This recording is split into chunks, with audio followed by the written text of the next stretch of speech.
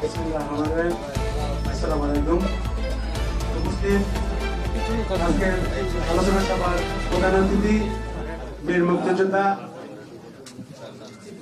BNP চেয়ারপারসনের উপদেষ্টা সাবেক ডেপুটি মেয়র অবিভক্ত মহানগরের সদস্য সচিব আমার প্রিয় নেতা আব্দুল সালাম, উপস্থিত বিএনপির নির্বাহী কমিটির যুগ্ম সাধারণ সম্পাদক অ্যাডভোকেট আব্দুল সালাম আজাদ, নির্বাহী কমিটির সদস্য রহমতুল্লাহ সহ জাতীয় নেতৃবৃন্দ, সাংবাদিকবৃন্দ, সবাইকে আন্তরিক শুভেচ্ছা।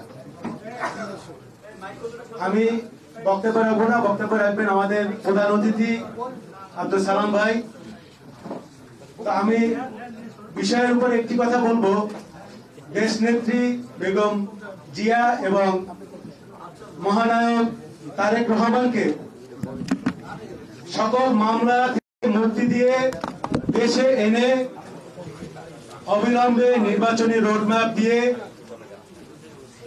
তারেক রহমানের নেতৃত্বে বাংলাদেশ আগামী দিনের পথ চলবে, সেই আশাবাদ ব্যক্ত করে আমার সংক্ষিপ্ত বক্তব্য শেষ করছি।